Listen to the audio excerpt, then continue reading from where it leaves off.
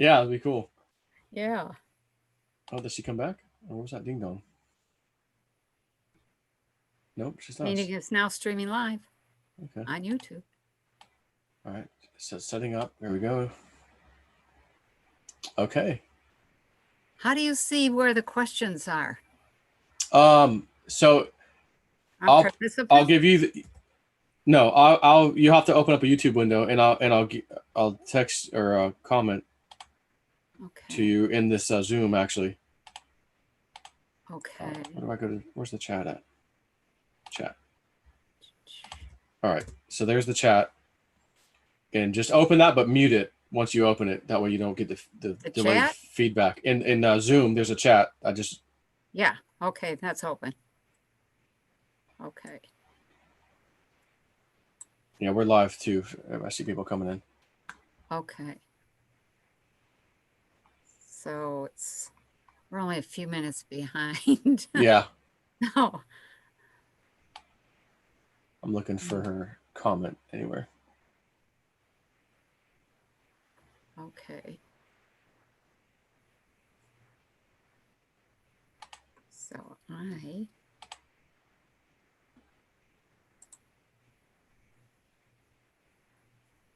just looking for her comment, see if she's in YouTube yet. okay. That way I could add her as a moderator. Okay, I see her. Okay. She's in there as you. All right, so add moderator. She's in there as Penny Kelly. All right, so Okay. I have the real Penny Kelly and the fake Penny Kelly and the Daphne Penny Kelly in the other place. Yeah. So yeah, there we go. Yep, she says hi, Joe. All right, so she's in there. Okay. We should be good to go. We were just chatting everybody about I just asked her like her move and everything, how everything's going over there, and how I'm still trying to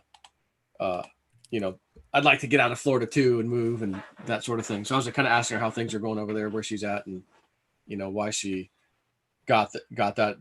Is that something you want to talk about or no? Like yeah, I think Florida's a really good spot in the northern part. What I have seen is that eventually it ends up higher, but there's some difficult stuff between now and when it ends up higher, and it does involve some water. So especially down at the southern tip of it, like just kind of be ready to be flexible. Yeah, one of the last, I think it was one of the last water dreams I had about like flooding and stuff, and typically Florida is where my dreams keep coming to or keep happening. And I remember I was either in my RV or I felt like I was in the tractor trailer, like just the rig. It didn't have a trailer, just the main front part, the semi. And so I was either in the RV or that. And I'm like, I knew I was coming from Miami, and I'm like, okay, I'll just get on I-75, and once you're on it, you just keep going until you're back to Tampa area. Right. So you don't even need a GPS. Just get on the thing and go. So I'm like, okay, I got to get on. Like, I sensed that everybody was also in a hurry to get on that interstate with me, and it was backed up. And I'm like, oh man, and it shouldn't be backed up at this time. I'm like, oh, it's backed up. Everyone's trying to leave. So I was telling myself, like, okay, all right, I'm just gonna go straight and forget the on ramp. I'll never get on. Like, I'll find like see if I can get a back way in, and let me turn on my GPS and see if it'll reroute me to a different way to get here. And that's what I remember doing. And then I woke up and I was like, well, I didn't see water or anything like that, but I did get the sense that I was absolutely down in Miami area, and everybody, including me, was trying to get the hell out of there. Yeah. And the interstate was flooded with people and cars, like not people, but in their cars trying to we're all getting on to get out of here. So obviously something had happened. I just didn't get to see what in that particular dream. Yeah. But the other ones was flooding and stuff like that. But I do think anyone listening, we do have probably a few years, I think before anything crazy happens. Honestly, that's my opinion. But I think there'll be some telltale signs too. Like, okay, so. That's odd, or hey, the coastlines changed somehow, and we thought it was just because remember when one of these hurricanes came through, it was a couple years ago, and it was kind of way offshore, and I remember like I think it was Fort Lauderdale or something, or maybe Miami, and they're like, oh my gosh, the the water came up past the sidewalk and eroded everything. Right. And they're like, well, yeah, because the storm's out there, it's pushing the water. And okay, but then the storm like was gone for days, and the water didn't want to go back. Like the water was still here, and they're like, oh yeah, we're having to. So I was like, oh, that's interesting. You would have thought it would have receded, but it didn't. And Yeah. they had to like redo the sidewalk and everything, and it was Yeah. really interesting. But I don't know. So I remember talking to you several months ago, because I'm thinking actually, it's funny. It was either late last year or really early this year, and I'm like, oh hey guys, maybe August or so, I'll get on Patreon to start with and ask, does anyone want to go to Penny Kelly's, inn or Yeah. whatever, I and we'll remember have that. like a little spiritual thing there, and we're like, yeah, okay, that sounds good. And then everything changed, COVID, all this stuff. Like, whoa, that's not happening. I'm not going back to New Mexico. Whoa. And you're like, yeah, I think I'm looking to get the hell out of here because I don't really like my governor right now. And so but you would have told me a little while ago earlier, you had a little bit of guidance too, like, it's time to get out of Michigan. Yeah. So what was that about? Yeah. It came down to this kind of a hint, you need to develop another place. And so, I kind of let that go by. And then it came back again. You need to develop another place. and and that was like 3 years ago, the first messages. I just ignored them. And then they started getting more frequent and more insistent and more directional. And I was just not able to see, how am I going to leave this place? I'm tied up here, not literally, but Yeah. really deeply entangled. And then I thought, well, I'll go south for the winter. Well, then I couldn't the first year, and so I thought next year, okay, I'll go south. Well, I couldn't. So this year it's like, I'm going south. I'm at least going to look around. But then the instructions became long about a year ago. So what is this, November? So about a year ago, it was like, you need to go below the Mason-Dixon line and west of the Mississippi. And I thought for a long time that maybe that had something to do with the fact that I saw this earthquake when I was with the Robes, and the earthquake was right there by Memphis and Missouri. What do they call that? The New Madrid Fault. Yep. And I thought, well, maybe that's why. But I had another piece of information that came in that said, I had this question, why does it have to be east of the Mississippi? Because I had a friend west. really wanted, or west of the Mississippi instead of east. And because I had a friend who wanted me to come to Florida, and I was really, several people who said, come on down here, come on down here. And I thought, yeah, I would love that. I could probably settle right in down there very easily. And I had this question, why does it have to be west? And then I got this answer that said, because east side of the Mississippi will be almost uninhabitable. And I was kind of shocked about that and thought, I wonder why. So, one question leads to another. And then I had this vision, and it was of some sort of electrical difficulty with the grid, big difficulty. And that led to a whole bunch of difficulty with all of the nuclear plants that are on the east side of the Mississippi. And at that point, I thought, oh, that hadn't even occurred to me. I didn't. So then I started to look at, man, I'm only 30 miles from the Cook nuclear plant on Lake Michigan. That's not good. 30 miles out around a nuclear plant is the kill zone, like right now. So then I started thinking, okay, I think west of the Mississippi is a good idea. And so I started, looking out there, and had always been drawn years and years ago. I said to family, if we ever have trouble, we ever get messed up, you'll find me right here. And I pointed to northern New Mexico, and they're like, what's out there? And I don't know.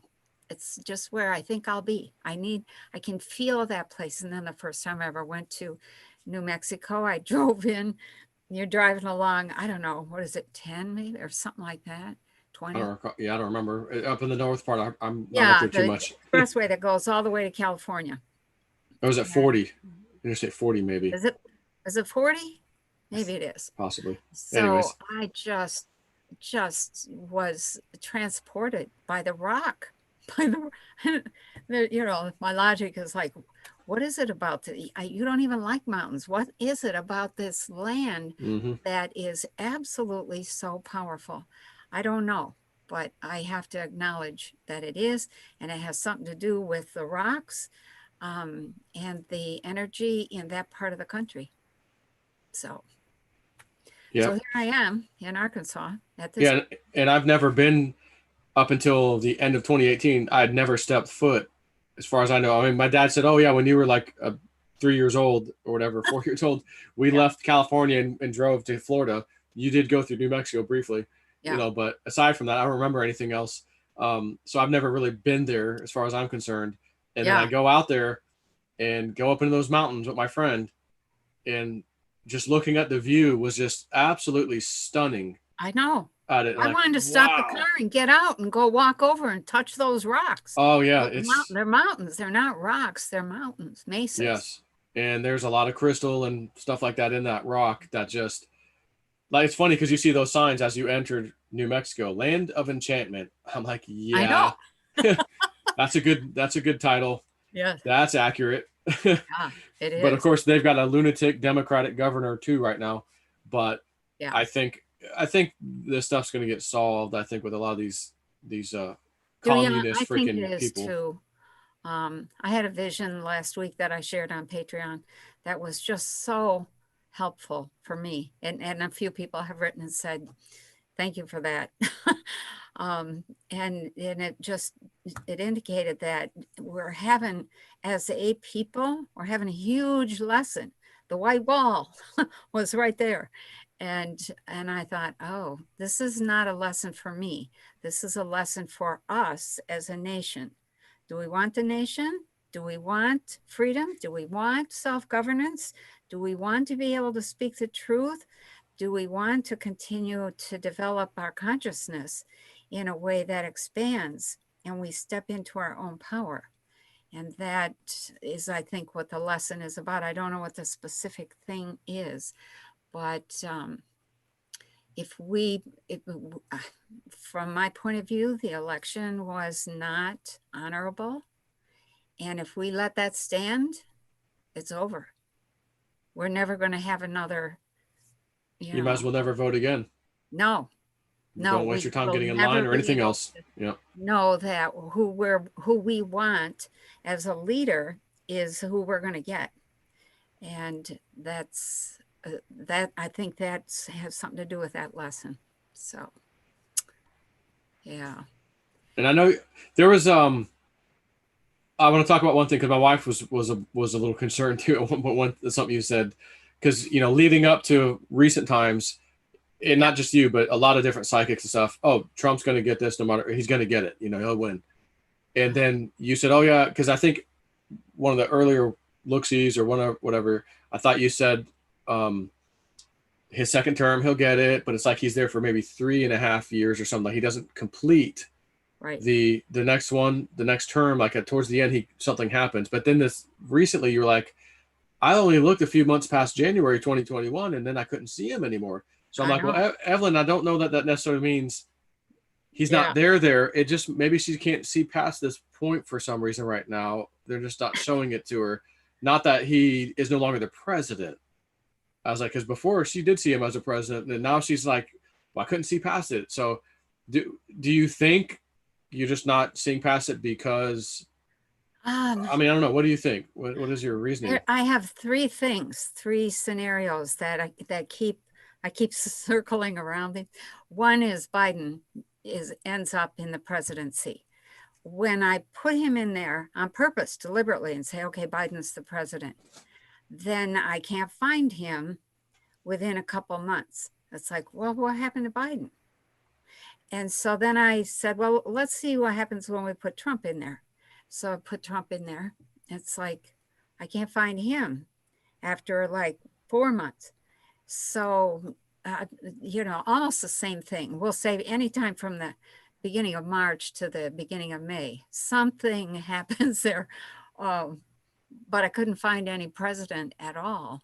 So then, in listening to some of the analyses of here's what's got to happen now, Trump really did win in terms of votes, but that doesn't mean he's going to end up being in the presidency itself. So he can win, kind of like Al Gore, but not get it. So that's one possibility. The second thing, though, is if the whole thing goes to the Supreme Court and they say it's illegal or it's an illegitimate election, then they're going to turn it back over to the House of Representatives and the Senate. And the way the Constitution is set up, the House of Representatives chooses the president and the Senate chooses the vice president. So in that process, all the states represented in the House of Representatives, each state gets one vote. And and same in the Senate, I guess. So what has to happen is they have to call their vote for, how do I say this? For whoever, if the state is Republican, they have to vote for the Republican president. Right. And so what I saw when I went to look was that they were dragging their feet. It's like, well, we can't vote yet. We need more information. Stalling and stalling and stalling for months. And I thought, is that why I can't see a president? It's because we don't have one and somebody else is in there temporarily. I've thought, wow, if that's what it comes down to, we're going to have a mess on our hands. And a lot of the younger people are already, kids your age are already saying, oh, I'm done with this. This system is no good. It doesn't work. It's falling apart, blah, blah, blah, blah, blah. And those are the ones coming up that are having a big say in where we're going as a population. So I thought, well, I have to see. It's still too close to call. One day I think this, next day I think that. And so I wait for something to come to me on its own. And right now there's been almost nothing. The only thing that has come is this message.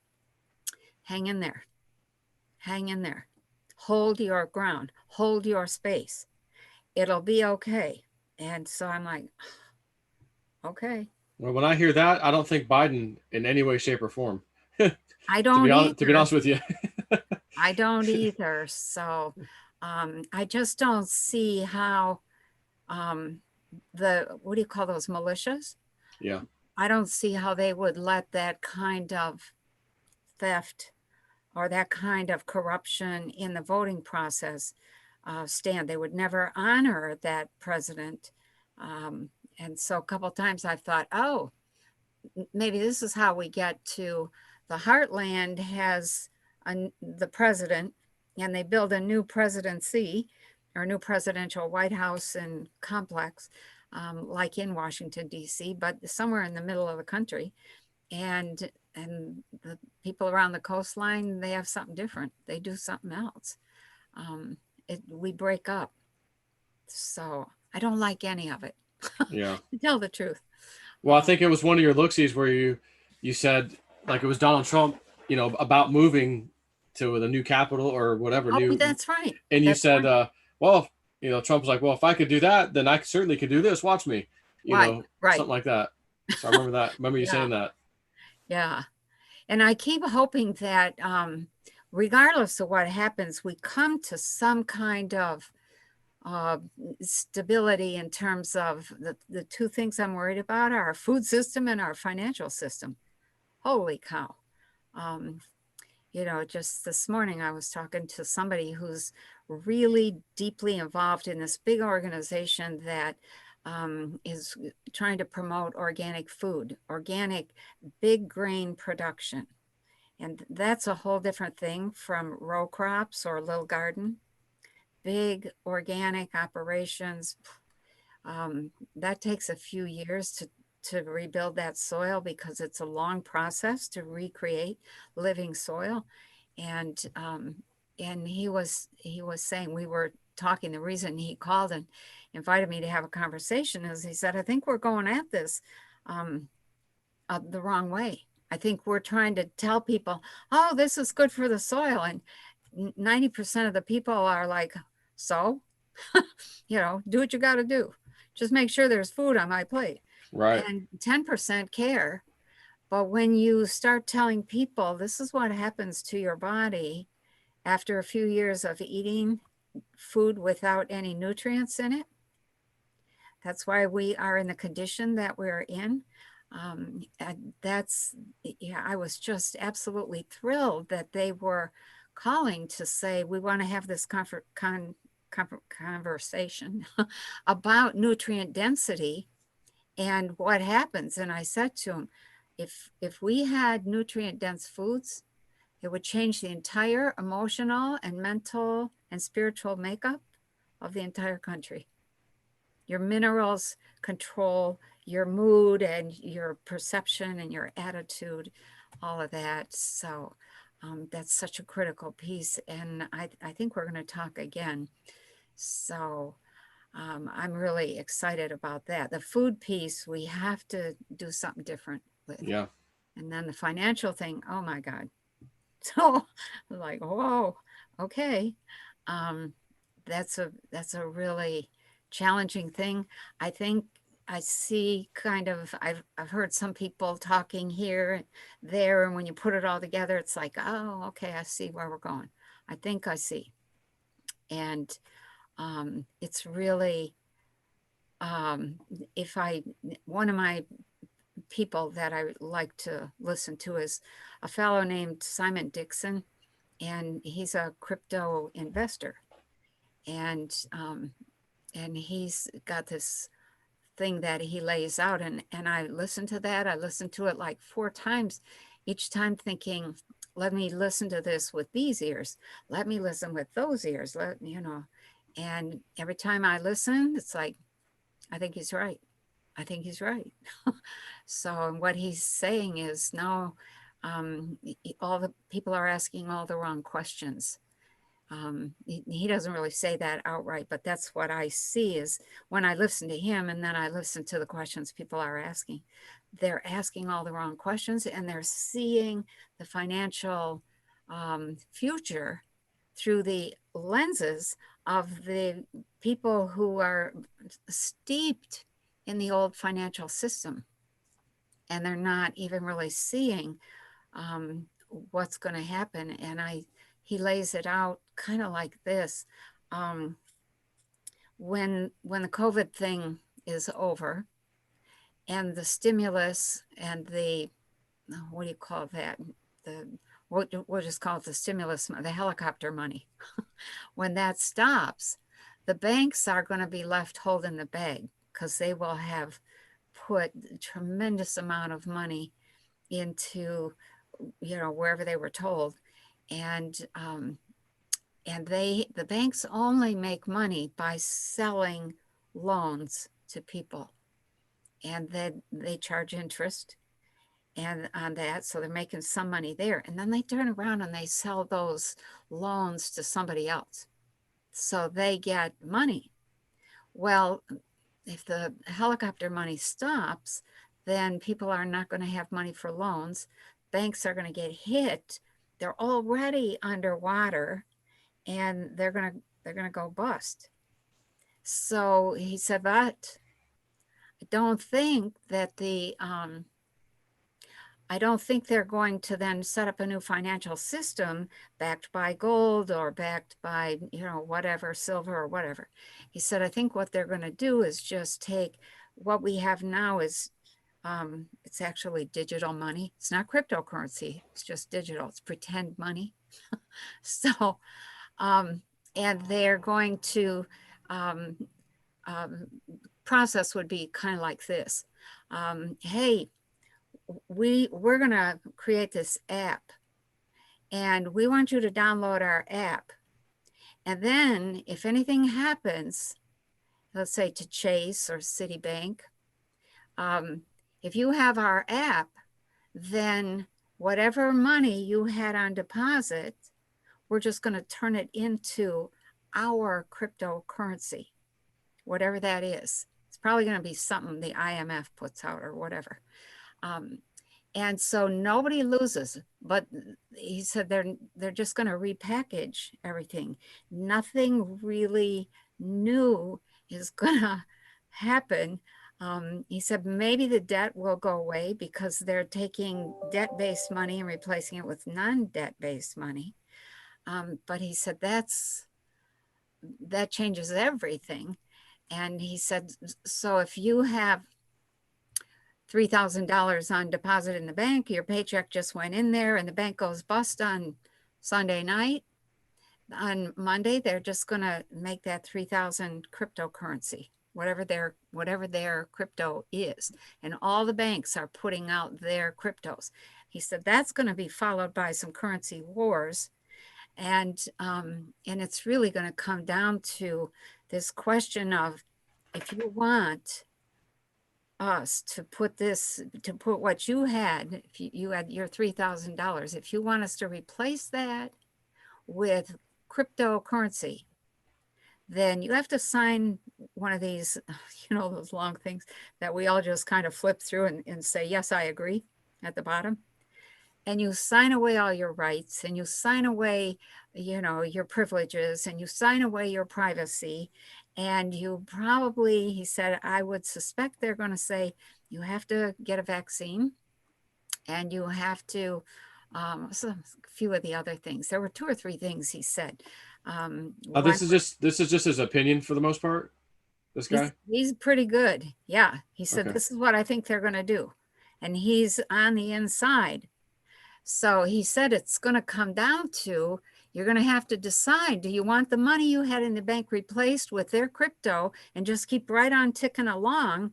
Or are you going to are you going to refuse to sign away your rights and your privacy and agree to have a vaccine and agree to get a travel certificate and whatever else they go for? I just couldn't see that. I just couldn't see that happening.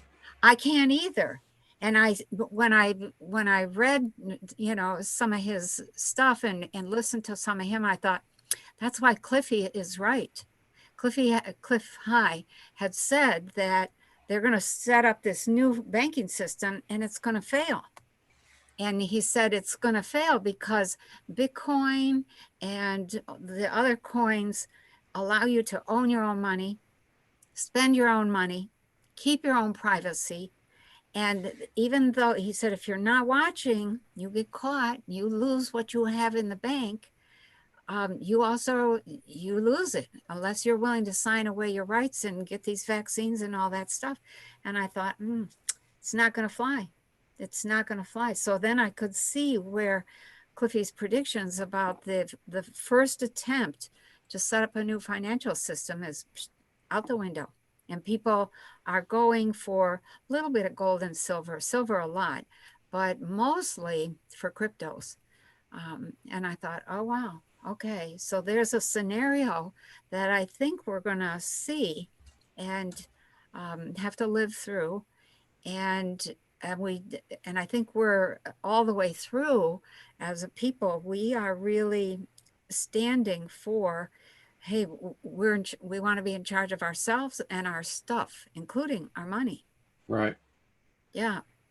Because this guy that I know, Richard, I call him Woo Woo Dude. Yeah. He was telling me months ago, he's like, Joe, my guides want me to work with you and unlock some abilities and things in you. And one of the things they're telling me, though, they want you to pay your house off and they're going to help you do it with crypto. I'm like, oh, okay.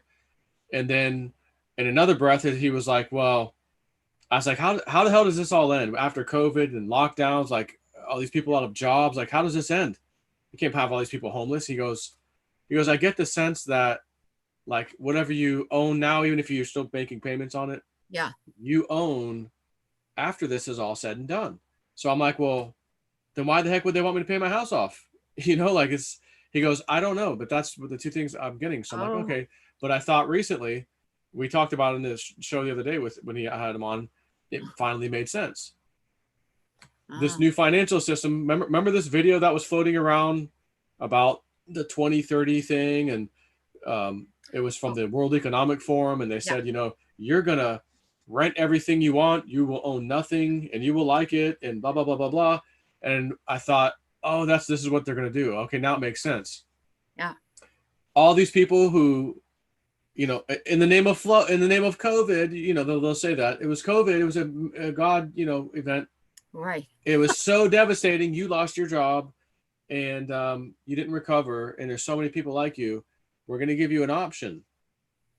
You get to live where you live. You own your house. It's yours, free and clear. And there's going to be universal basic income and blah blah blah blah blah. But like you said, sign here. Right. You own nothing. And when you die, you don't get to hand it down to your kids or anything else. Someone else gets your house, like they do in communist Cuba. Yeah. You leave, your stuff's gone. So I thought, oh, maybe that's what he was saying. That's why everything you own now, you own afterwards, but not really. Okay. You get your house, you get that. Okay, that's yours. But when you die, it's not yours anymore. Ooh. You don't get to own no more private property for you. That's and right. Then I thought, oh, but if those of us who still had an income or paid off our house, let's say, we have the other option. No, I think I'd rather keep my private property rights and everything else. But how many people are going to be in that position versus the people who got screwed over? Yeah. And again, most people, you probably would agree. Okay, where do I sign? Oh, I get to keep my house. Where do I sign? And I'm like, no, there's no way. I would never do that. But I think the average person, again, the dumbed down schools, the Common Core crap, people are just, yeah, okay. Oh, I get to stay in the house for free and I get a basic income. Oh. But you don't own it. Well, that's okay.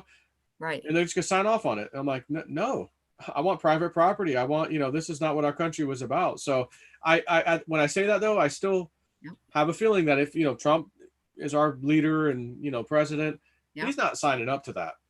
But the rest of the world may. Yeah. And then they're gonna go into civil wars and fighting. And again, what are all these people gonna do? And they're probably already thinking about it right now, going, wait a minute, you guys were using Dominion and Smartmatic, and hey, we use them up here in Canada. Justin Trudeau barely won last time. Wow. Oh, and over here in Spain, and over here in the EU. Oh, wait a minute. And people can be like, hell no. So I can almost see, like, I wish you guys are gonna try this new financial system and this reset. Good luck. I wish the elitists all the luck in the world, because I think they're going to need it, and it won't matter because I just don't see them being successful.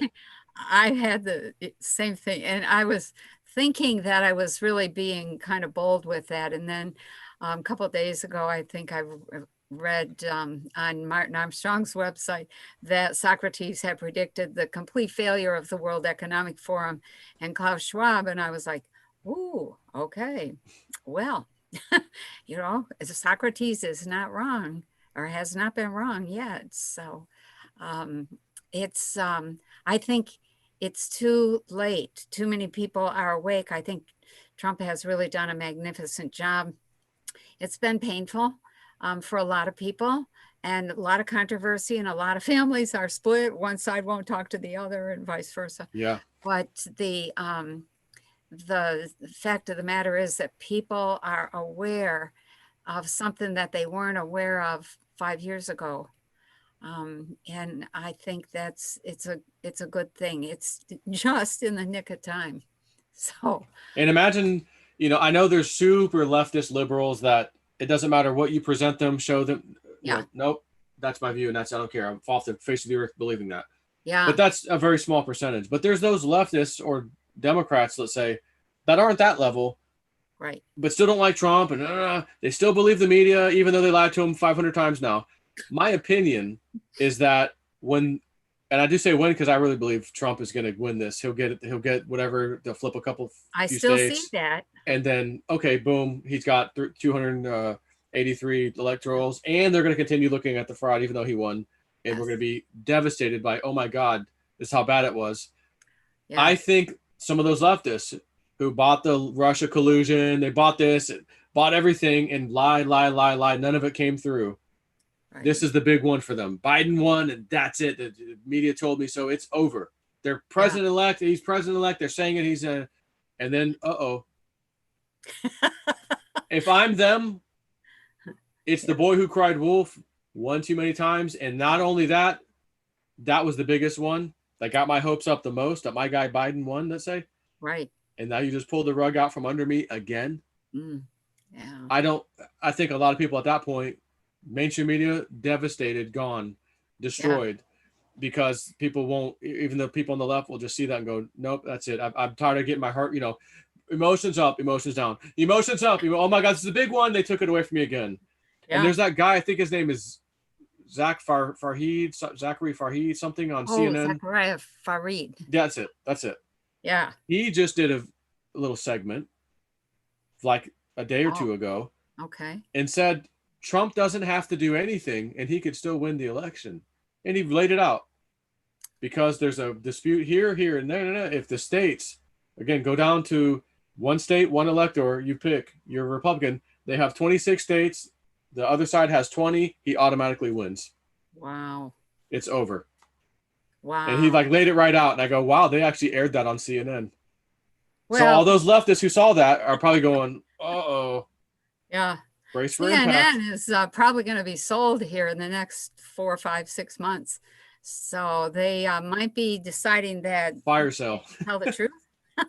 Yeah, it'd probably be a fire sale too. Yeah.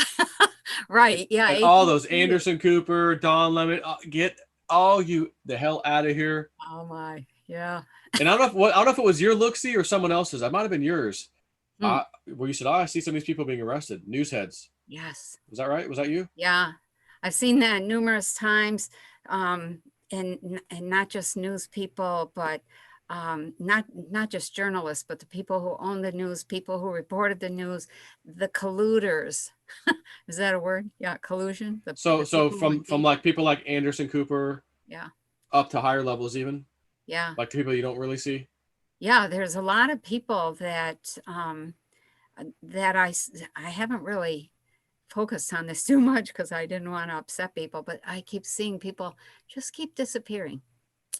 People that get arrested very quietly and get hauled away, and some story gets made up about them. Just the other day, I heard that that raid that we had Germany on the Seidel computers in Germany, yep, that there were 5, that it was a firefight, and there were I heard 5. that too. Did you? And they said and then all of a sudden it was on, I forget what day it was, but it was about a week or more ago.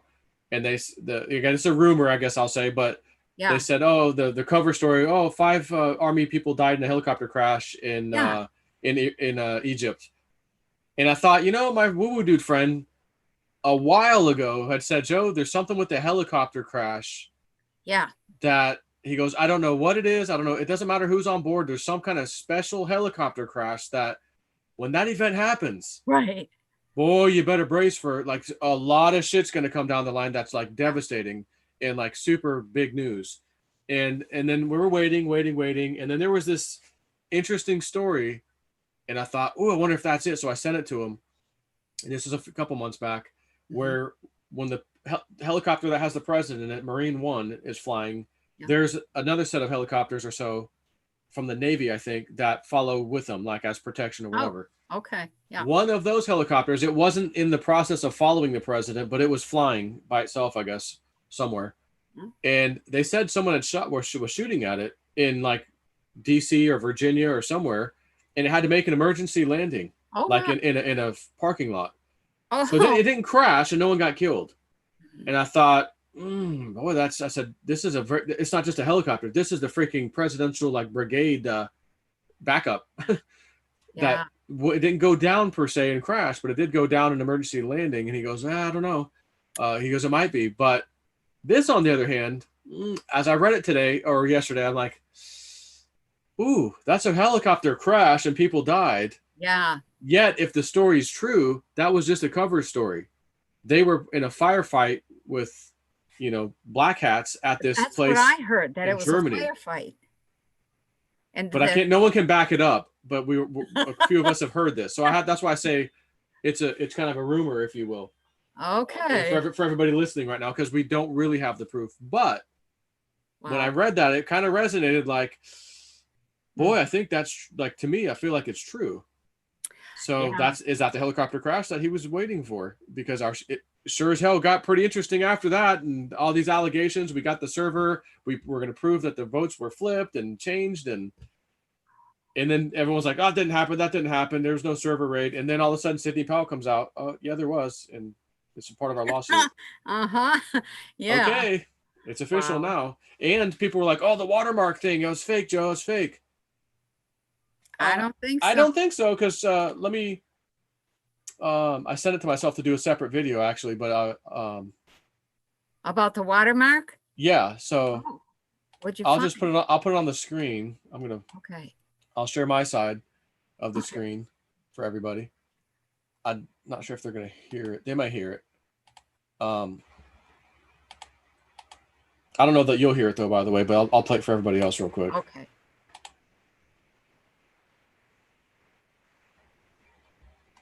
Or better yet, I'll just, because I can't even hear it in my own ears either. I'm not sure that they can. I'll just paste it in the chat over in YouTube. Okay. So that is for everybody. That link I just put up is a Twitter link to this OAN news segment. And this person's comment here says, "For those who would like to see the full OAN clip regarding the evidence of the watermark ballots, here it is." And they go on to talk about the watermark is darker on the fake ballots. And by the way, almost every single one allegedly was, of course, Biden's name on there.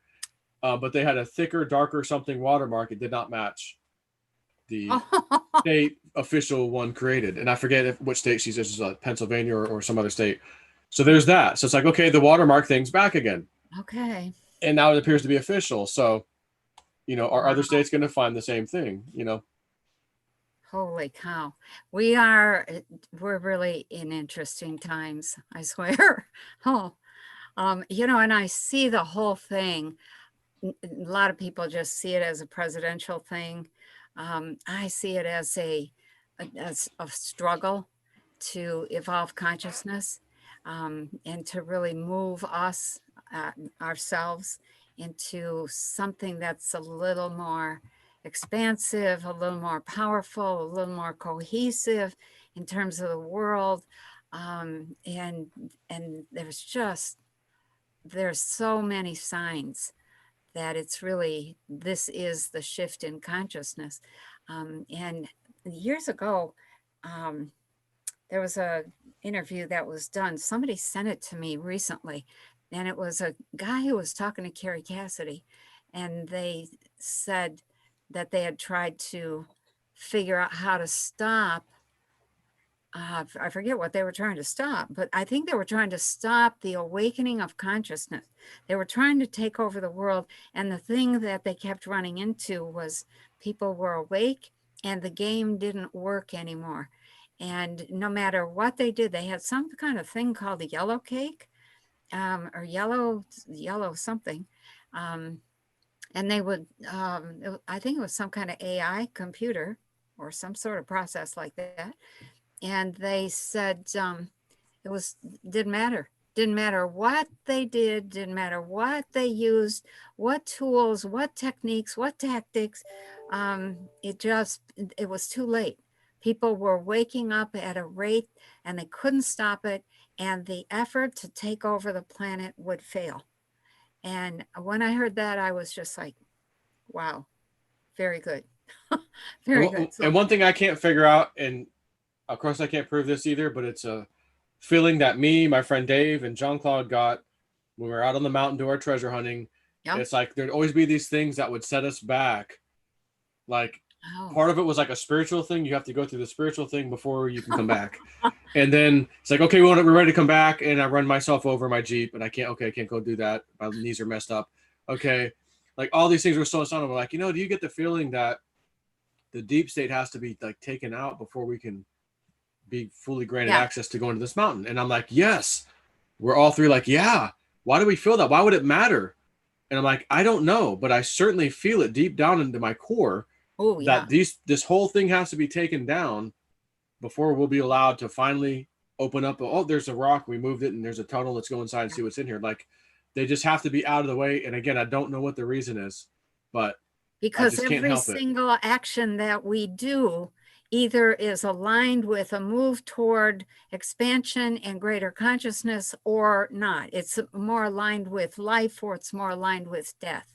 And so when you become aware, especially when you become aware that every move you make is symbolic of the end goal or symbolic of the moves you're making in the greater world, then you make these moves and you benefit yourself and the world as well.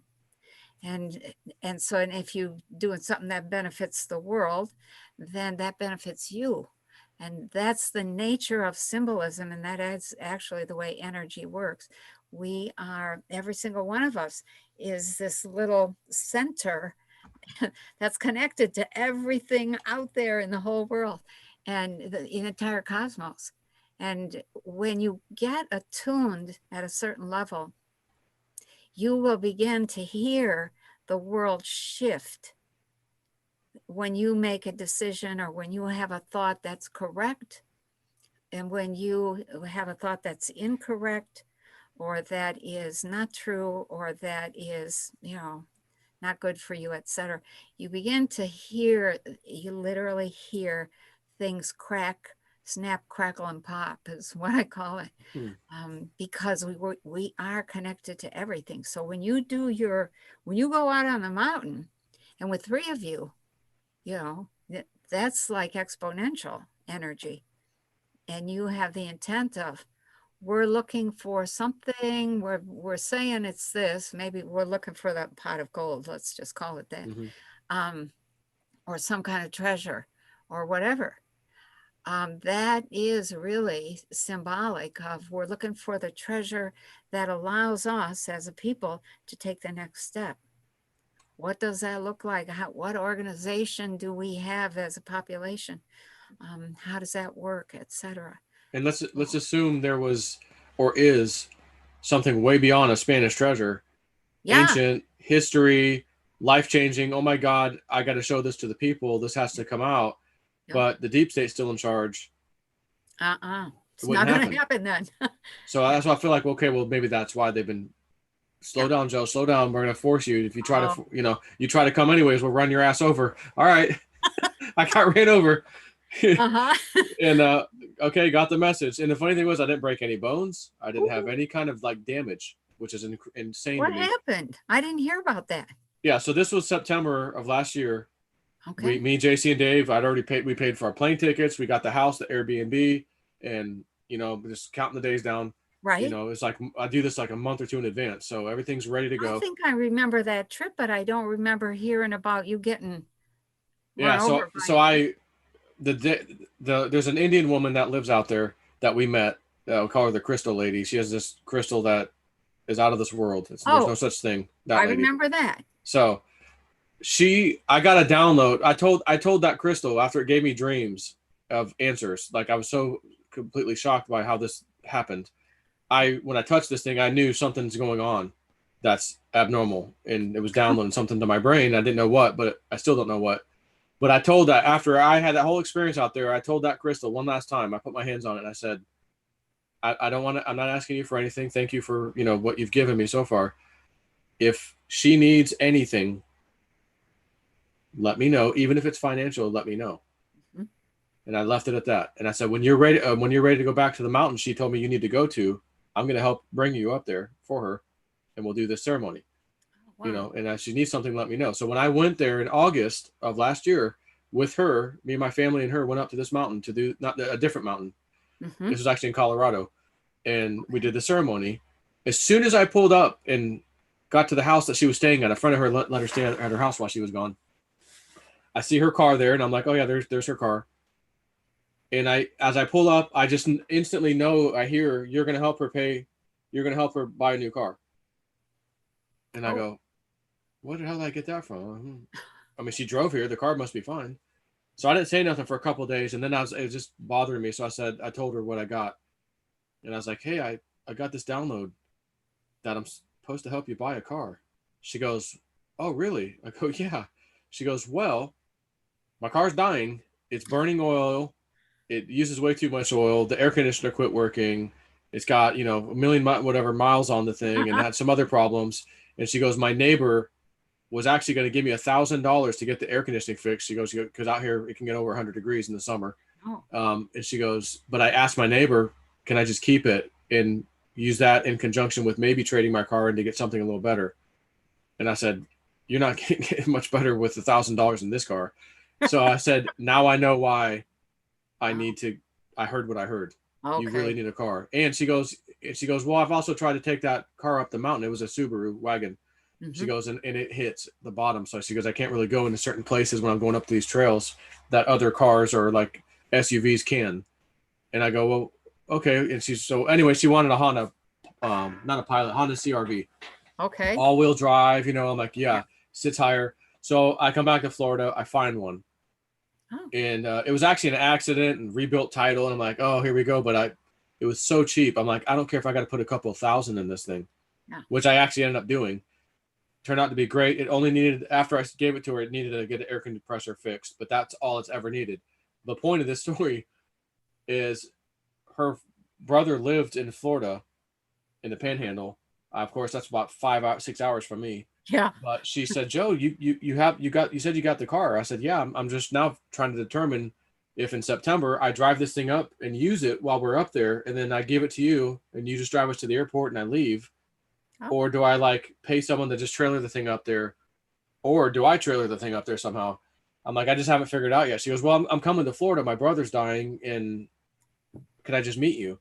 Oh. So I was like, oh, well, okay, yeah, that's a hell of a way to meet, but all right. So she's like, yeah, he had cancer or something. He had a few days to live. So they already knew it and everything. So I'm like, all right, I got to find a way to get this up there. So I use my Jeep with a trailer to tow the car up to northern Florida. Jeeps are not made to really tow any kind of real weight at all. The transmissions suck, apparently. Oh. So I tow this damn thing. I'm like a half hour away, and I'm having problems with my transmission in the Jeep. It's slipping. It's getting hot. I've got lights coming on. I'm like, oh, my God. So I have to pull over, like let it idle. Finally make it there. I'm about a half hour away. I just pull into a parking lot, unload the car, and I said, hey, I'm going to come bring it to you, and you're going to have to drive me back. I'm just having some problems. So anyway, so I did that. And then now I'm coming back with an empty trailer, but it's still giving me problems. But it'll keep going on the interstate. So I'm like, okay. But every time I have to like stop, get gas or something, I couldn't get it to, like, it was giving me problems. So I'd have to pull over for a second. Next thing I know, I go to stop one of these times to let the engine just kind of circulate the fluid or whatever, the transmission lines through the radiator. And I pull over, and I'm like, I go to put a park, like, well, that felt really weird. Like, it was really easy.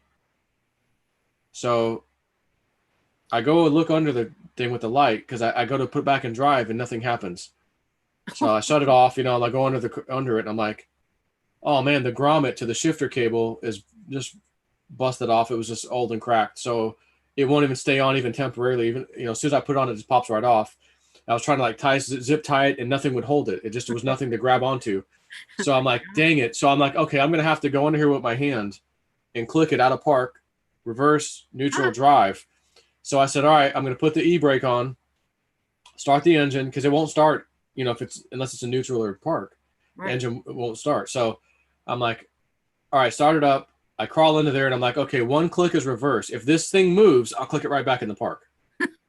So I hit reverse. The brake's holding fine.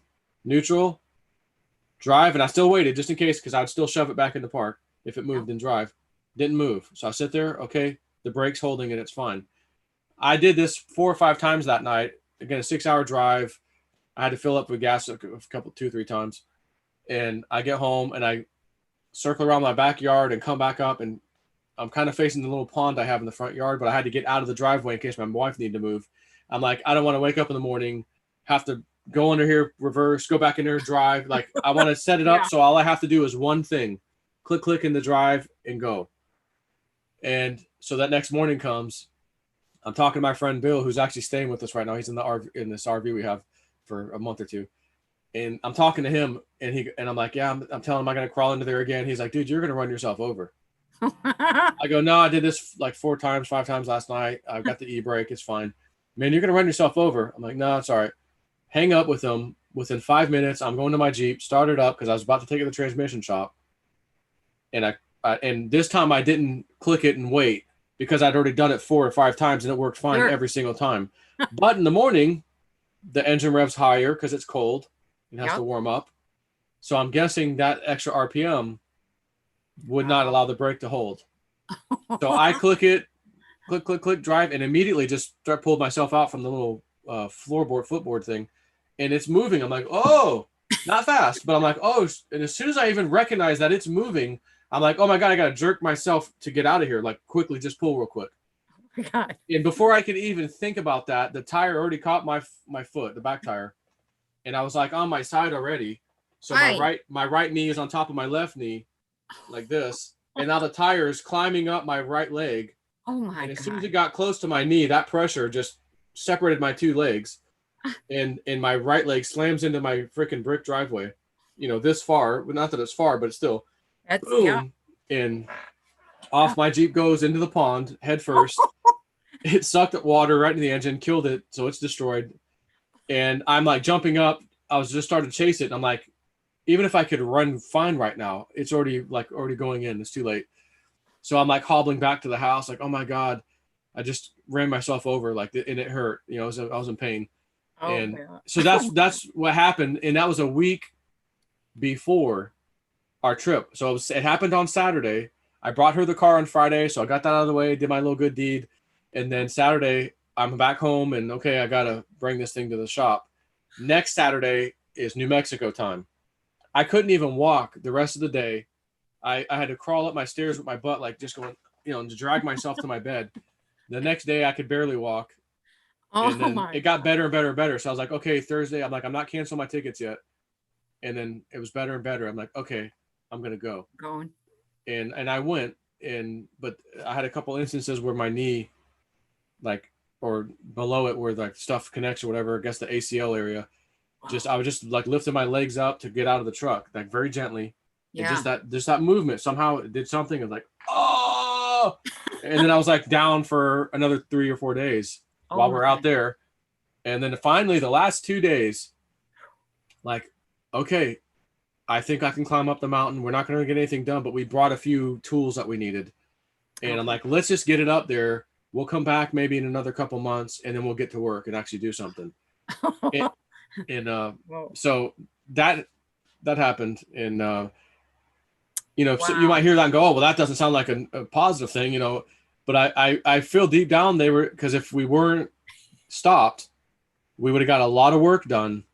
Yeah. Because when we went back in November, we got a lot of work done and we broke into a hole in the ground that I shined a light and I'm like, that goes down feet and there's no more dirt. And it's like the whole right side was a crystal, like a thin white crystal that stuck out all the way down the right side of this crack. Oh, that this hole we found. I'm shoving my little snake camera down there and like, ooh, what's down there?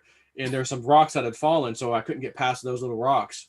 But it was the first time we saw pure opening, nothing blocking it, no more dirt, no more rock and rubble. Ooh. And that's what we accomplished. So imagine if we accomplished that in September. Yeah. And then went back in November. Right. Like maybe we would have been in by now. So whoa, we missed a whole trip. And I thought, and of course now November, we're not going back till 2020. And then COVID hits. We were going to go in April and May. And so you haven't been back since?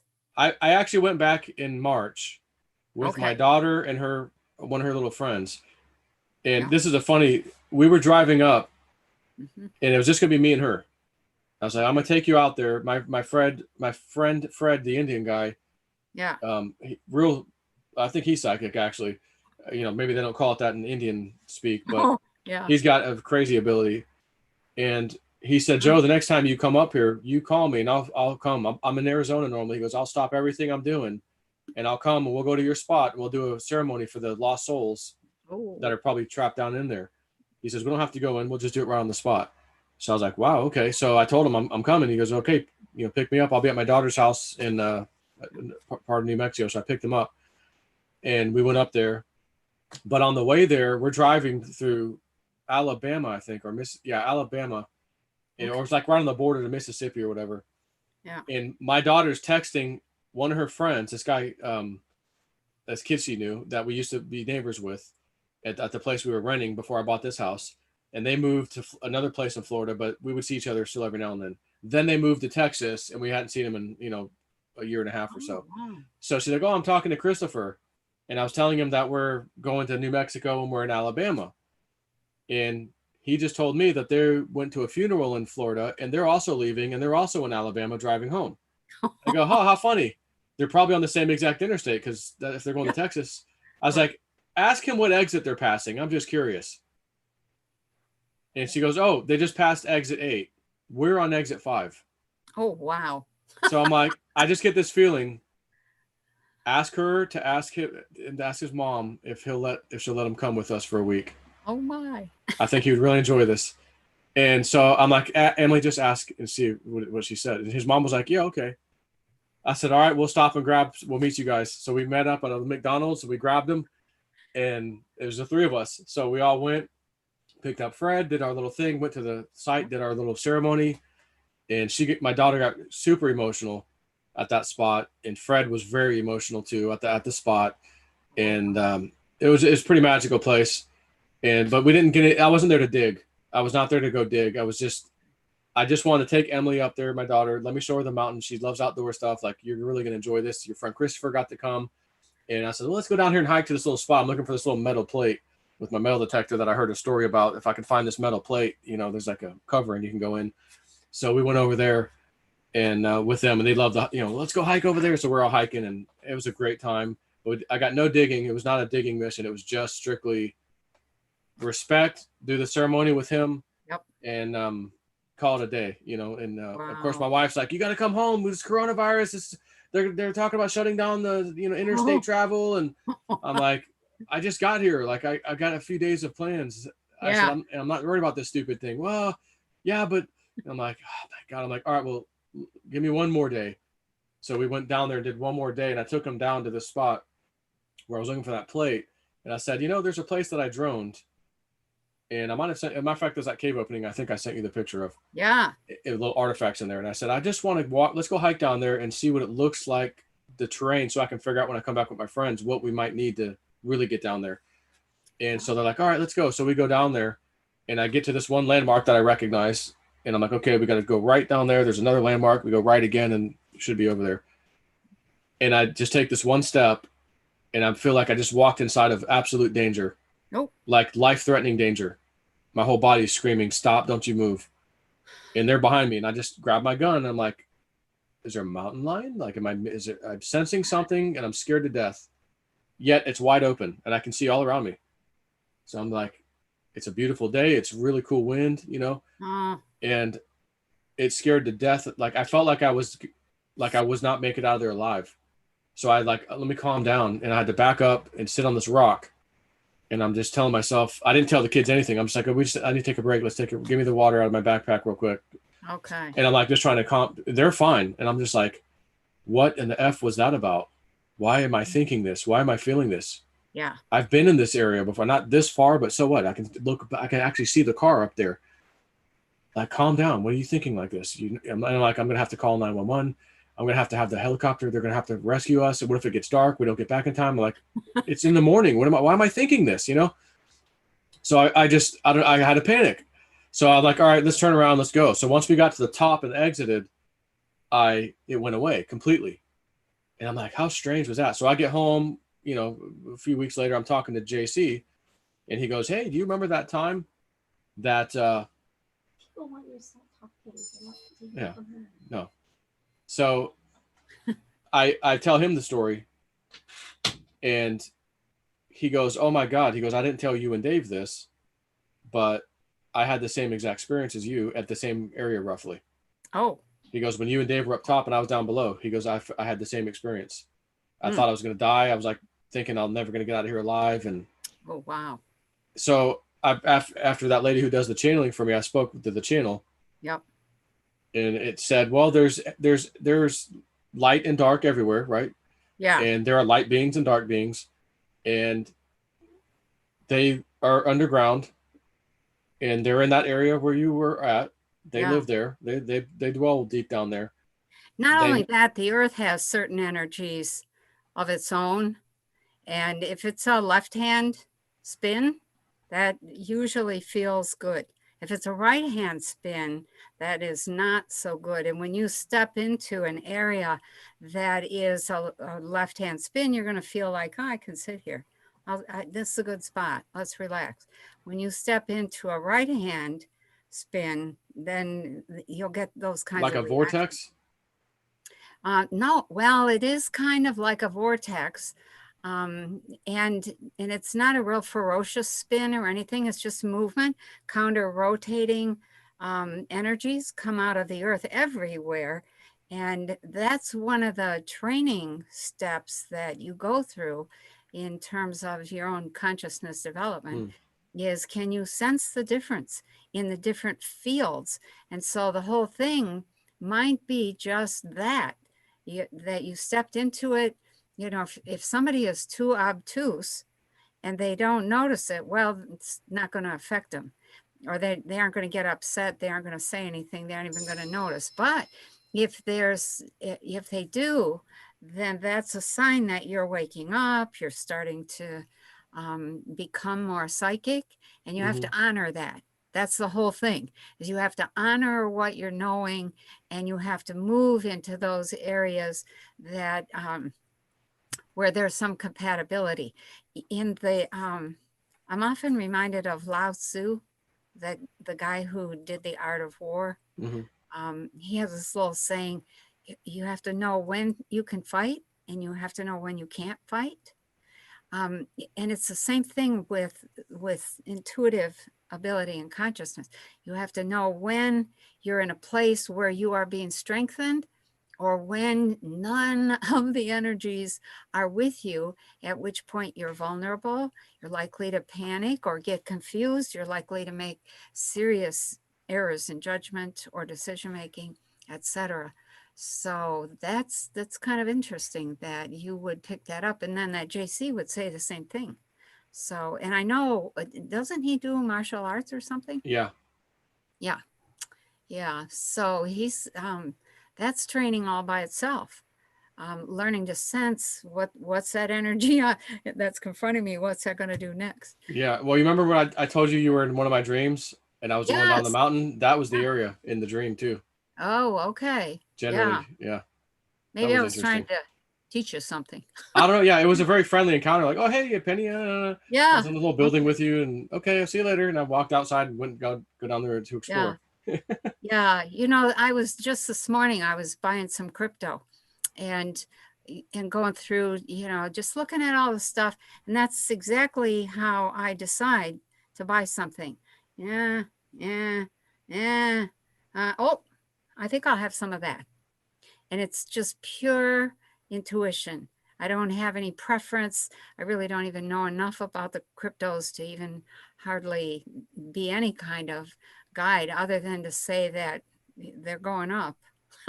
Unless Trump gets, if Trump gets put in as president, it looked like the whole crypto thing kind of pulls back, maybe even quite a bit, but then it plateaus for a little bit and then it keeps going up. So, but that whole thing, that whole development of sensitivity, that's what you're meant to use in making your everyday calls or decisions or assessments of what's going on. So. Yeah, interesting, because when Ripple had first hit 40 cents the other day, I was sitting there and I'm like, I get the feeling right now I should dump my Bitcoin Cash, my Ethereum, my Link, my Tezos, like Populous. Like I'm like, dump it all into Ripple. And I'm like, and I did my Pendulum and it was like, yep. And when I got to DigiByte, it's like, no, don't touch that.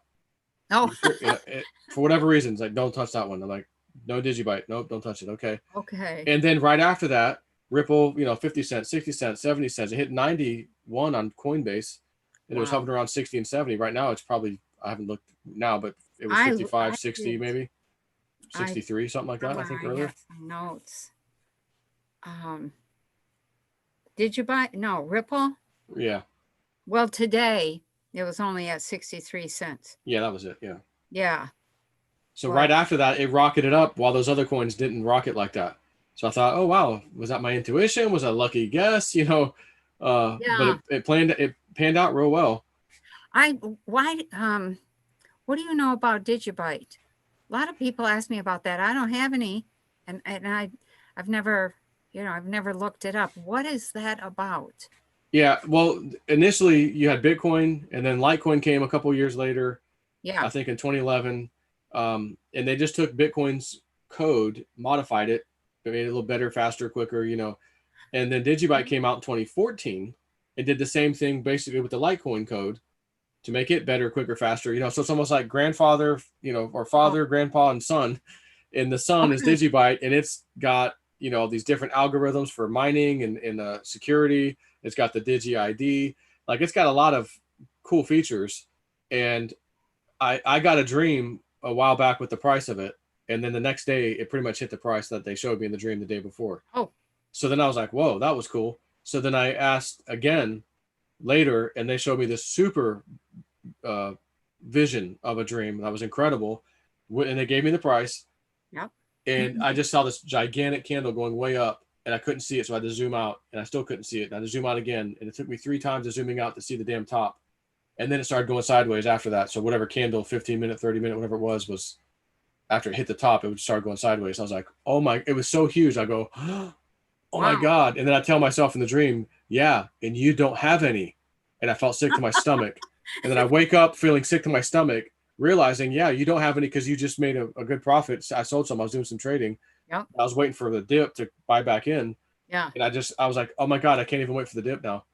Like, because if that happens soon, I'm going to be, I'm going to miss a massive move. Yeah.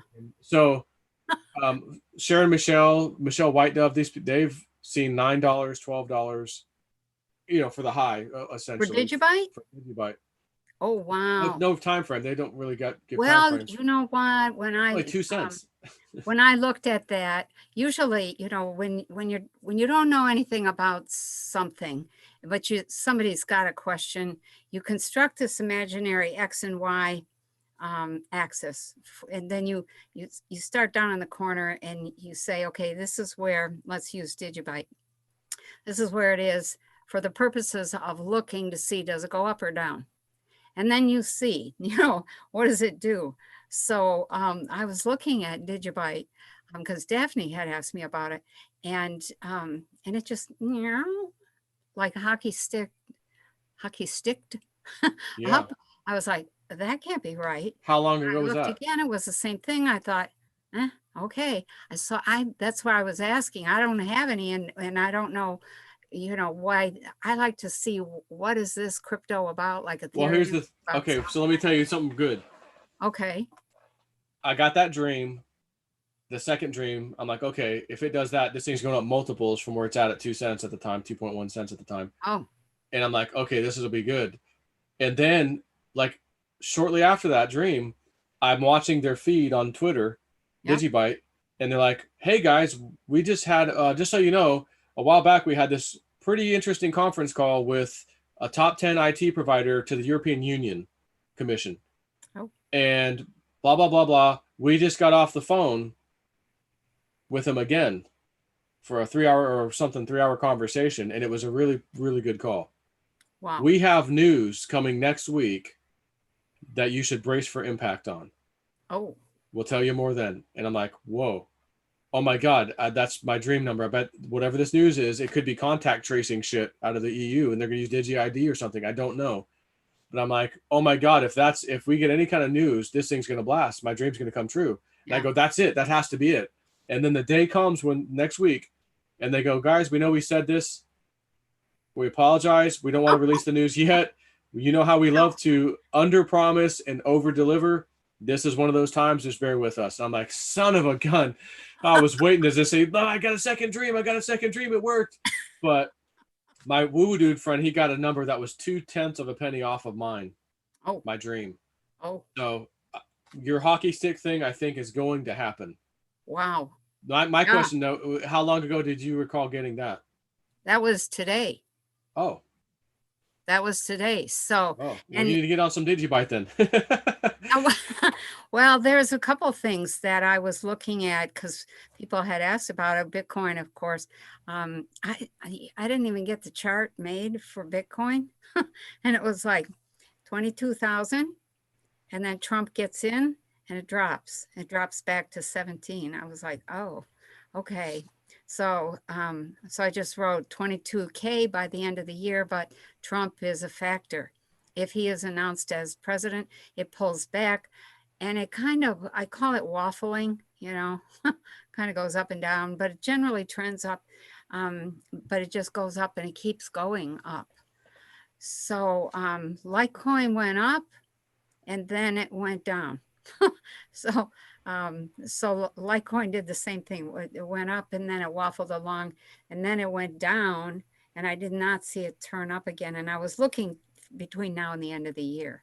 Okay. So, but Digibyte, which I don't know anything about, I thought, well, I'll just put it on my little X and Y axis. Wow. It was like, I'm sure that's not right, but I have to say what I see. So, and then there was Theta, which I got some Theta from Big Sweer when I signed up for Road to Ruta. Yeah, good. Yeah. Yeah. Yeah. So I haven't done anything with it, but do you have more than that? Like it, what's that? Do you have more than what he gave you? No, Okay. just those few. Well, then you need to send me your Theta in an email. Send me your Theta address. Okay. All right. So that went up. And I guess today I looked up some of these things after I got done looking. Okay. Because I thought, okay, if it's going up, what was the actual starting point? And the starting point today was 62 cents, which was almost the same as XRP. But which one are you talking about now? Theta. Theta. Okay.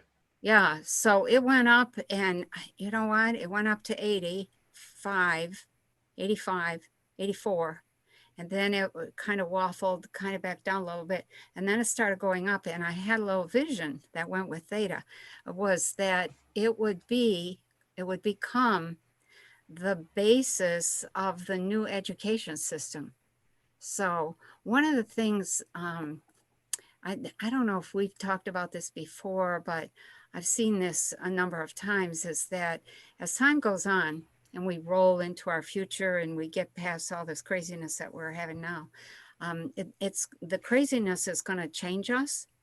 And the stock market, I could probably say the stock market goes away, but it doesn't go away in the sense that it just disappears. It changes how it works. And so kind of works like this.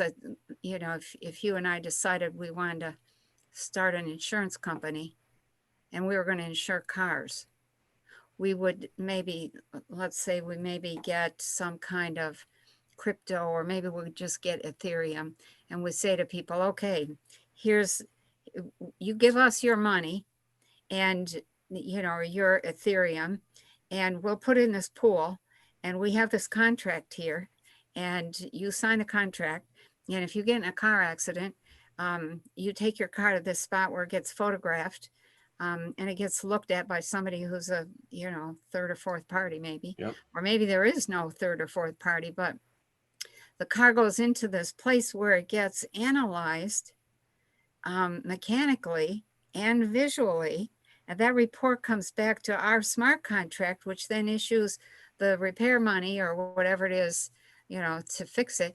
And that's it. There's no big insurance company. And so that same thing happens for everything. So salt, people who produce salt, they, you know, they have their own cryptocurrency. And if you think you want to support salt or have salt crypto, then you buy some. Salt we never run out of our need for salt. Now there is a crypto named Salt. So just so we're clear, she's just using salt as the table salt as an example, everybody. Right. Yeah. Sorry. So Pepper. You know, let's make it pepper. Okay. Yeah. There's a crypto pepper, and there's a crypto for certain cars, and there's a crypto for certain, or I'll say certain car companies. There's a crypto for everything under the sun, especially commodities. And that's, and you buy crypto that was put out by that company, and that really is your stock. And you're dealing directly with the company then. And so the whole stock market, the way that we do Wall Street, that just kind of fades away. So we're headed, I think, into a kind of a world that is based on crypto and a whole different, what I'll call more face-to-face kind of interaction. And the same with food. You know, one of the things that I learned about today is that, let me back up a step. For years, I tried to get at least one of my kids to go into chemistry so that they could test food to see what's in that food. Is there anything in that food worth eating? Because a lot of oranges have no vitamin C. A lot of stuff has no vitamin B. No, there's just a lot of empty food out there. Has no trace minerals. Well, today I was talking to somebody and he said that they are coming out in a couple of years, probably before this is commercial for everybody. But he said there's a handheld spectrometer about the size of your phone, and you just point it at the food and it'll tell you, is that food worth buying? How much calcium is in it? How much vitamin C? How much, whatever else? He said, I can just see food fights in the aisle over the good food, or somebody wants these carrots because they're loaded with vitamin A and nobody wants these over here. And I thought, wow. That lady that does the channelings for me, she was telling me, she goes, you ever use your body as a pendulum? I'm like, no. She goes, you can do it. She goes, if you're standing in a grocery store, and let's just say there's 5 bags of grapes in front of you, you basically sit there and in your mind just say, show me a yes, and your body will usually sway one way or the other. Yeah. They show me a no, it'll do something else. No one will know you're doing this. That's know? And she goes, and just ask, is this the best out of these 5 bags? Is this the most nutritionist or nutritional one for me? Right. Nope. Next one. And she goes, you can like pick your groceries by doing that. I do. I absolutely do. And a lot of stuff that I bring home doesn't rot because it's a little bit healthier. And when your food is really healthy, it doesn't rot. If you have, it's got a full complement of minerals, and it was picked when it was fully ripe so that the sugar bricks were high, then you're all set. It won't rot. It just dries out. So nice. So we have, there's some interesting companies coming up, and I see everybody putting out cryptos for everything. Everything. It gets streamlined so much. Yeah, it does. And it becomes second nature. Right now, I know people who will say, Bitcoin, what's that? I'm like, oh, yeah, still. Okay. So on these crypto prices that you gave a minute ago, just so we're all clear, you were basically just looking at this a day or two ago. Yeah, yesterday. And from now till basically the end of December. Right. So basically a month's time. Yeah. So when you saw the hockey stick for Digibyte, that was essentially soon. Yeah. Yeah, it just keeps creeping up. Just boom, boom, boom, boom, boom, boom. So I was like, oh. And remember, when I was asking my guys, do I get out of Digibyte and dump it in the Ripple? They were like, no, don't touch Digi. I'm like, okay. I asked like 3 times just in case I thought like I got a false reading. Nope, don't touch it. I'm like, okay, but you want me to get rid of Bitcoin Cash, Ethereum, Tezos, Link? It was like, yeah, put it in the Ripple. Okay. But when I looked it up today, I saw that it was 2 cents. Yeah. 0.02. And I thought, well, hell, the only place for it to go is up. Exactly. I hadn't seen anything quite that low. So, but there were Electronium. That was one of the ones that one of my people had asked about. And that was 0.005. So I was like, oh, that's worse than Digibyte. But that also went up, but it was much slower, and it was over the next 2 years. Okay. So, because a while back you did a look-see on Electronium. Yeah. I think it was late. It may have been late last year even. I don't remember. Yeah. And I don't remember. Saw it going to like 2 cents and then 4 cents, but there was no timeline, I guess, for that. But, all right. So we all jumped in on your look-see, a bunch of us, but it was only 002 at the time. Okay. So it's doubled. Yeah. As far as we're Now, concerned, so it's now doubled. So 022, 0229. no, So, not electronium. That should be 004 or 5 right now. yeah, electronium is 005. Yeah, but when you said that, it was 002. So basically, we've doubled our money. Oh, waiting yeah, for the 2 to 4 cent move that hasn't happened yet, but we still doubled our money. So nothing wrong with that. Well, that looked like it just kind of went very slowly. And the other thing was, I don't know much about electronium, but it looked like it was all happening in the Middle East and Africa and Syria. It was all happening somewhere else. It wasn't happening, like people here were not excited about electronium. Okay. Only the people who owned it were excited, but it wasn't being used very much here. So, and then I looked up red coin and that went up and then waffled, so, excuse me. And then, there was this thing called Zilica. I never heard of that before either. I thought, well, let me put that on my screen. That started up very slowly. I didn't think it did a whole lot by the end of the year. But then when I got into next year, I just kept watching it because this was the last one I looked at. It's like, that sucker is going up. That just keeps on creeping up. So it's one of those ones that doesn't hockey stick, but it just keeps trending up. So interesting. Okay. Yeah. So those Litecoin, I love Litecoin. I don't know why. And but today I bought a bunch of stuff that just my gut, just looking at my gut, or listening to my gut, going, oh yeah, I think I'll have some of that. And hopefully, as the portfolio, my attitude is, just buy a little bit of something every week or every month. Yep. Just keep on, because that whole world of crypto just keeps on expanding and getting more and more powerful. And even though it's much more volatile than the stock market or the currencies, I think it's much more exciting because it is way more exciting. Yeah.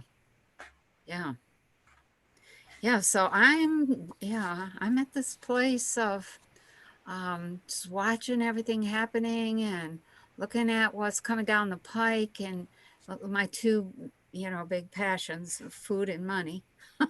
Sure. Yeah, and consciousness, of course. Yeah. Those things, big, huge, humongous changes coming. And I think you should know this. You tell your kids, hey, if they teach a gardening class in school, you sign up for it, because it may come down to everybody needing to feed themselves. So keep that in mind. You're going to have your own little garden. Yeah, I literally just bought 2 packages of 40's variety of seeds off Amazon. They're the heirloom organic, Oh yeah. And I just said, you know what? We have a nice stash of seeds, but I was like, something will just tell me they're kind of old now. Maybe just buy some more just for the hell of it. And so I did. So they just came in today. I got them in the mail, and we have them. A lot of seeds, maybe the heirloom seeds will last longer, but a lot of seeds that are commercially produced really don't germinate after they're about 2 years old. Or the germination, when you buy a packet of vegetable seeds, and they're fresh, they're a year or less old, there's pretty much an understanding that you should get 80 to 90% germination out of that.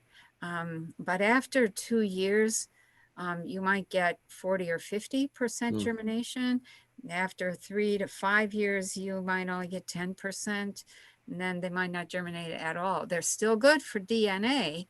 If somebody needs to have some samples of DNA from way back when, but they don't necessarily germinate. So okay. Yeah, so I just, I'm thinking that we probably should, we probably should say this call has to end here pretty quick here. But, if there's anything else that you want to bring up or discuss, or before we go. Do you have any more? Do you have Ripple? You into Ripple at all? XRP? I have a little bit of Ripple. And Okay. I think that I keep seeing that, even though I don't like Ripple, I don't like it. I don't know why. Um, it becomes basic to something. It becomes a basic crypto coin. And I've thought, basic what? I don't know, but that word always comes up. It's Yeah, I basic. think it'll be used in the new financial system, and it may replace Swift and things like that. Personally. Oh. Oh. Okay. Well, that might not. Well, I don't know that Swift is going to survive, but Yeah. the new financial system didn't look like it was going to survive either. So, is it transferable? Well, I mean, yeah, I mean, even like whatever stays, I think is what Ripple will be. It'll be a base or building block, I think, on Oh, something with international payments or international money movement, things like that. okay. Yeah. Yeah. Okay. That's when I kept getting the word basic, I thought, okay, is that like the Fed or the IMF or the Bank of International Settlements or what? Yeah, that's kind of it. Probably has something to do with those guys. You know, it may be more than just the international payments, because I know they're trying to get in there with some of the central banks and offer their solution and whatnot, their Ripple Net solution. And I know our friend Bix really doesn't like it. Doesn't it's a banker coin. I don't want to touch it. But the funny thing was, Woo was the same way. Like earlier this year, he was like, I don't want to mess with that. It's like a banker coin. I'd rather not invest in that. And then he was giving somebody a reading, and Spirit just came in. Go get some right now. Okay, And well, he was you know like, what? okay, so he did. Sometimes you have to put your biases and your prejudices aside, Yeah, and go with that kind of information, because it may not last, but it'll be a key transition step that gets us to yeah, where we need to go. And you can't poo-poo the transition step, because if that step is across a big chasm, then you want to be able to make that step without falling in. sure.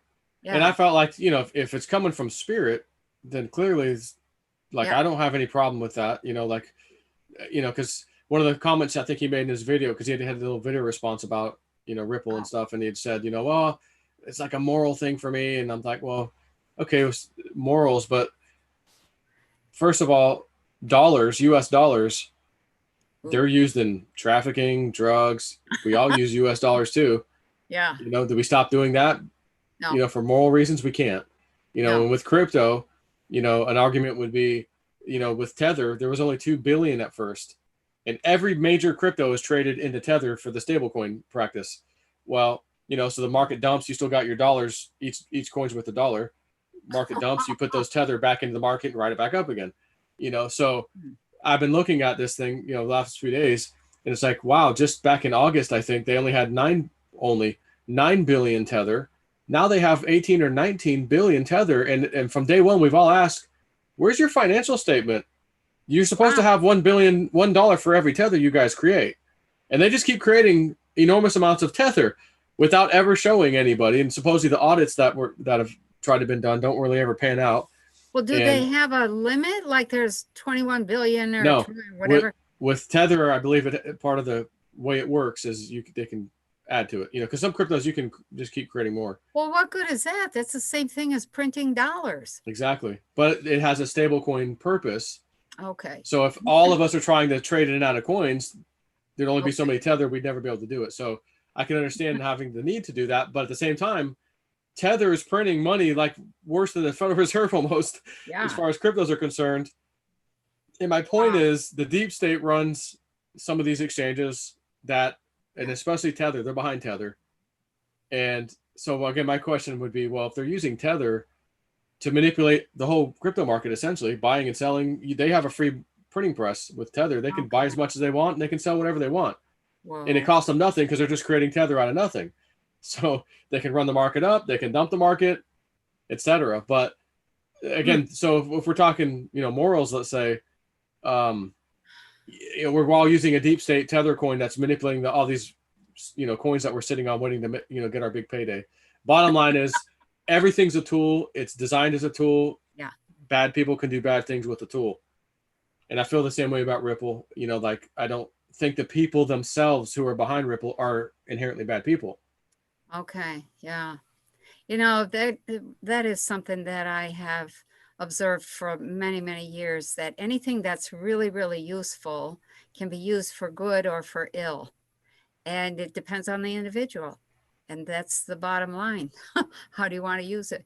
And if you're wanting to use something for good, then do it. If you want to use it for bad, you might have to watch your back. You might have to do some things kind of behind the curtain, etc. But it's your right to do it. I guess yeah, as a human, you can make yeah, that decision. exactly. Yeah, wow. Okay. Yep. So everybody else, just, I don't know if you all knew this, but Mike Tyson is fighting tonight. Boxing match. Oh, wow. He's 51 years old. He's fighting a guy, I can't remember his name, that's 54. And it's on. It started at 9, but it's probably the later, the last match. So I know I'm gonna go watch it. I'm gonna go pay for it real quick as soon as I hang up. But right. Just for everyone else out there, some of you guys probably didn't know this. It's tonight, and it's already started. It might be over by this time if they're 50 years old.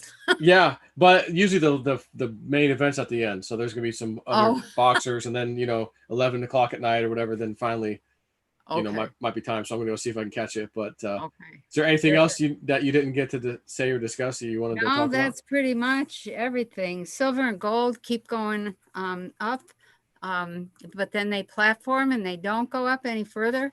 When I get to the only people that are really focused on gold and silver are the people that are the big traders and investors and investment institutional money. They're big into gold. And I don't know that's going to benefit them as much as they think it will in this new world. Now, didn't you get $800 silver was coming too at one point? I did. Was that you? Yeah. I did. Yeah, that was me. I was like, still, I can't believe that. It was a little ways off, but it went up, it shot up, and then it came down quickly.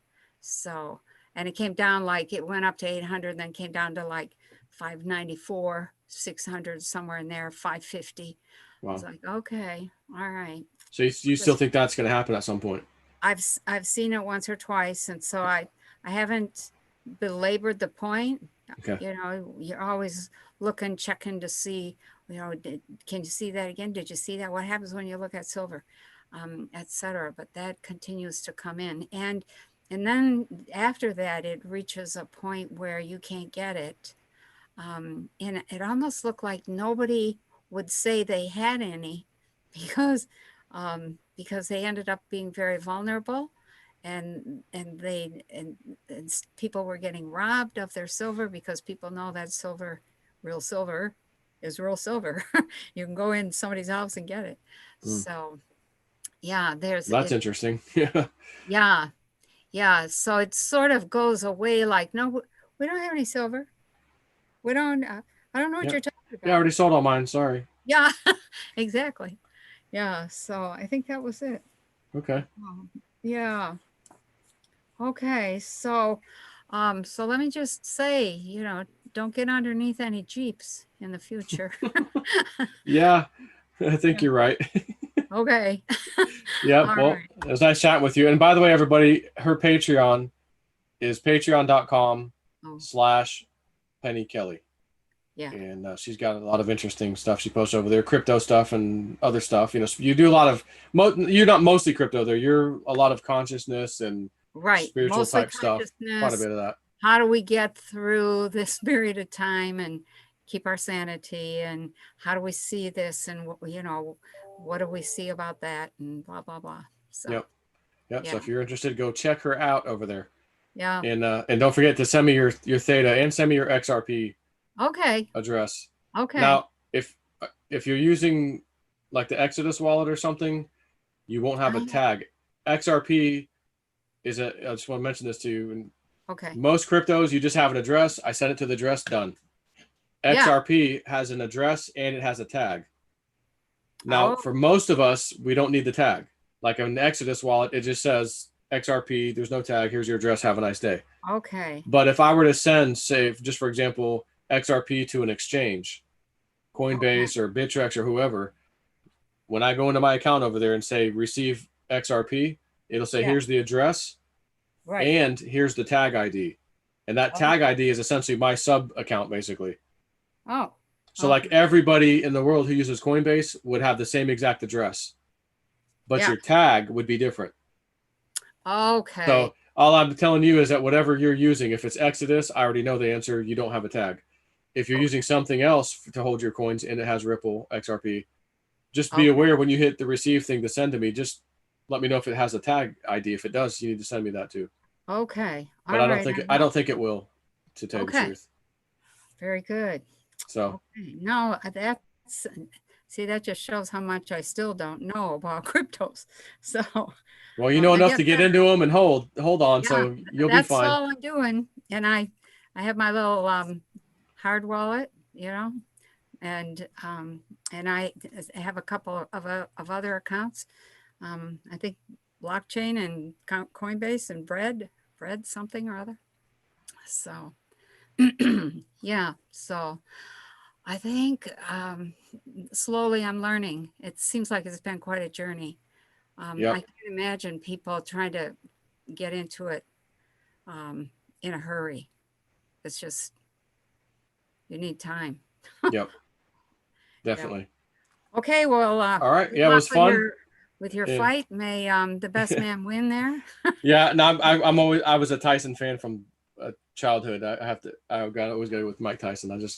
I watched him a couple times. I cried when he lost, I think, his first fight. I think as a kid, I cried when he lost.